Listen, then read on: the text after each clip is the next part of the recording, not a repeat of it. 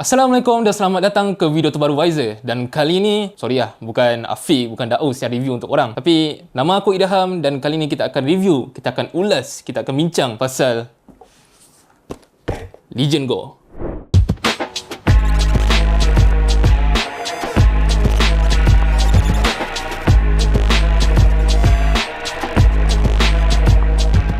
Untuk pengetahuan korang, Legion Go ni menggunakan chip pemprosesan AMD Ryzen Z1 Extreme dan ia disokong dengan memori konfigurasi 16GB LPDDR5X. Untuk storan pula, dia ada dua pilihan sebenarnya, 1TB dengan 512GB. Yang kita orang punya ni 512GB lah. Untuk paparan skrin pula, ia menggunakan skrin QHD+ yang bersaiz 8.8 inci dan berkadar segar semula 144Hz. Yang lain macam biasa, dia ada USB-C atas dan bawah, which is nice lah untuk korang yang suka travel tu, naik train, naik flight, bawa plug dekat bawah seat kan. Lagi satu, ia dilengkapi dengan slot micro SD 2TB dan juga menggunakan bateri 49.2 Wh yang disokong dengan pengecas super rapid charge. Dari segi reka bentuk pula, bagi aku Legion Go ni adalah sangat berat dan sangat besar untuk penggunaan mudah alih. Sebab apa aku cakap macam tu?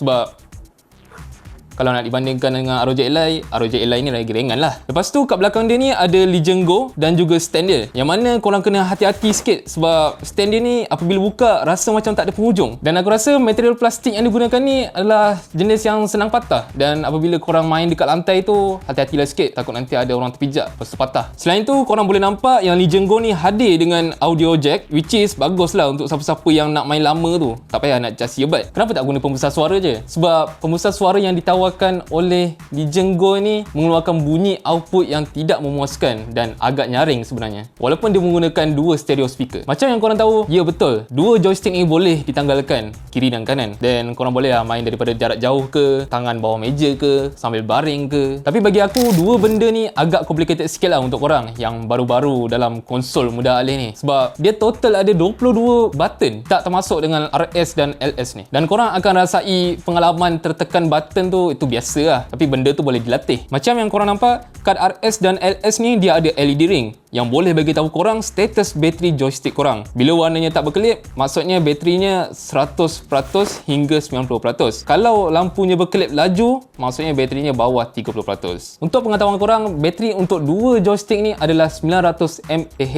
sahaja. Ataupun korang boleh tekan je button Legion Space Mini ni dan dia akan tunjuk status bateri joystick korang dengan panel screen sekali. Habis bab reka bentuk. Okey, sekarang kita akan masuk ke bab yang paling penting sekali, iaitu prestasi gaming. ML, tak ada. Tak challenging lah. Habis 3,000 main ML. Tak ada lah, saja je. Sebelum aku masuk ke bab prestasi gaming ni, aku nak cakap dengan korang yang konsep sebenar Legion Go ni berdasarkan pemerhatian aku dan pengalaman aku menggunakan Legion Go ni. Legion Go ni sebenarnya menjalankan Windows 11 Home yang sama je macam dekat laptop, desktop PC tu. Legion Go ni umpama macam sebuah laptop, sebuah all-in-one PC yang disertakan dengan joystick yang banyak butang. Apabila korang buang dua benda tu, korang akan dapat tablet yang guna Windows. Jadi game-game yang korang boleh main adalah game-game macam dalam platform Steam, dalam platform Ubisoft, dalam Epic Games dan lain-lain lagi. Game pertama yang aku nak gunakan sebagai bahan uji ni adalah game yang selalu Daus main tu, game Genshin Impact. Selepas aku main pada tetapan yang paling tinggi iaitu High, sebab dia tak sediakan pilihan Highest, korang boleh tengok gameplaynya nampak lancar apabila melakukan world exploration pada sesetengah kawasan. Tapi bila masuk dalam domain ataupun melakukan sebarang perlawanan yang melibatkan banyak aksi, banyak skill, aku rasa ada sangkut-sangkut sikit pada animationnya. Tapi tak teruk sangat lah. Habis dengan Genshin Impact, kita beralih pula dengan game yang bergrafik lebih tinggi daripada yang ni, iaitu Elden Ring. Mula-mula aku masuk dalam game ni, aku jalan-jalan, aku bunuh orang, aku mati, semua lancar je, semua je cantik je, tak ada sekat-sekat. Lepas tu aku tergerak hati untuk tengok bahagian setting dalam game ni.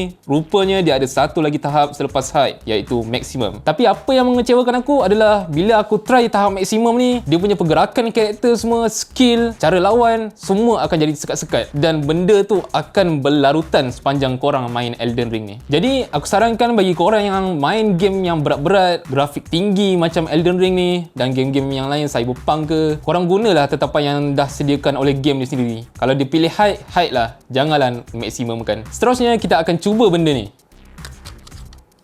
The Gun Mode, which is nama yang aku sendiri bagilah. Sebenarnya tak ada nama pun. Untuk guna benda ni, korang kena hidupkan button FPS dekat bawah joystick belah kanan ni dan guna macam mouse biasa je, tapi dengan cara pegangan pistol. Left click kat atas, right click kat bawah, scroll macam biasa. Bila masuk game FPS shooter macam Valorant, pengalaman untuk menyesuaikan cara gameplay tu daripada mouse and keyboard ke joystick ni akan ambil masa sikit lah. Bukan dari sudut keselesaan, tapi dari sudut key binding. Untuk pengetahuan korang, Valorant adalah sejenis permainan FPS shooter yang menggunakan banyak penggunaan key untuk berlari, berjalan, defuse spike, kotak weapon dan lain-lain lagi. Kat sini kita lari sikit daripada tajuk sebab aku nak cerita sikit pasal sistem perisian yang terdapat dalam Legion Go ni, iaitu Legion Space. Legion Space ni sebenarnya dia sama je macam sistem perisian ROG Ally, iaitu Armory Crate. Tapi Legion Space ni dia advance sikit sebab dia ada dua tetapan mode, iaitu joystick dan FPS. Legion Space ni juga tampil dengan beberapa folder key binding yang korang boleh ubah penggunaan folder key-nya dengan tekan butang Legion Space mini ni, pergi ke bahagian controller dan pilih folder key yang korang nak. Tapi aku tak sarankan korang untuk guna ciri ni sebab dia lebih mudah untuk korang set up key binding korang sendiri dalam game tu sendiri, sebab mana ada orang dah buka game lepas tu dia nak buka benda lain, kan? Selain daripada tu,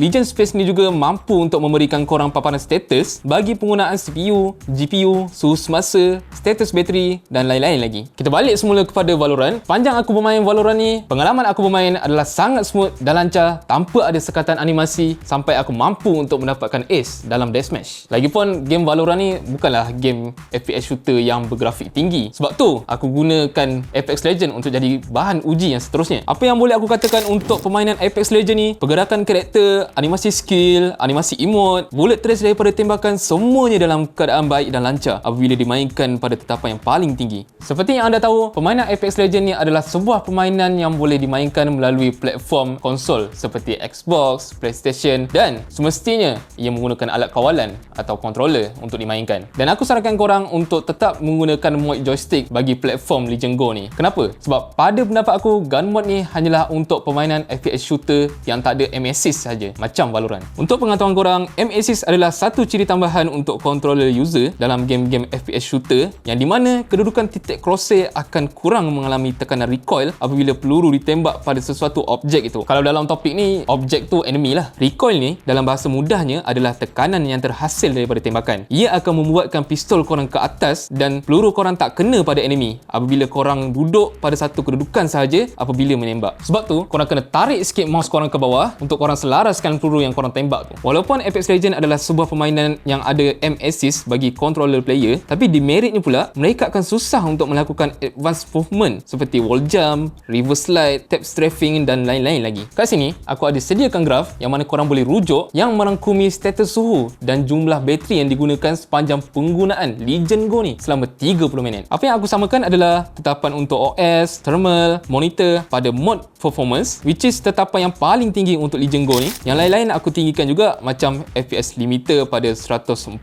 FPS, refresh rate 114 Hz dan resolusi 2560x1600. Walau bagaimanapun, aku nak puji sistem penyejukan Cold Front dia ni sebab mampu untuk mengurangkan suhu ke tahap yang stabil dalam masa kurang daripada 10 minit. Cuma kipas dia bising sikit lah. Aku rasa sampai sini je lah perkongsian aku tentang pengalaman aku menggunakan Legion Go ni. Bagi siapa-siapa yang nak beli Legion Go ni, lepas tu dia nak gunakan Legion Go ni sebagai platform utama untuk permainan FPS shooter, possible. Tapi korang akan ambil masa yang agak lama sikit untuk adapt dan sesuaikan diri. Dengan harga RM3,699, aku rasa berbaloi untuk korang beli. Cuma korang perlu bertahan sikit lah dengan beberapa masalah kecil seperti bunyi kipas bising, bateri cepat habis dan bunyi pembesar suara yang kurang memuaskan. Kalau nak dibandingkan dengan ROG Ally, ya, ROG Ally ni lagi murah daripada Legion Go, tapi skrinnya agak kecil sedikit. Lagi satu, pada pendapat aku, Legion Go ni tak ada reka pun untuk dimainkan di kawasan publik macam restoran, dalam kapal terbang. Sebab satu, joystick dia boleh tanggal. Dua, monitor dia besar dan berat. Dia sebenarnya lebih sesuai untuk kegunaan orang yang suka travel. Dan pada masa yang sama, orang tu juga suka main game dan duduk lama-lama dalam bilik. Apa-apa pun, itu sahaja daripada aku. Harap korang berpuas hati. Sampai berjumpa lagi.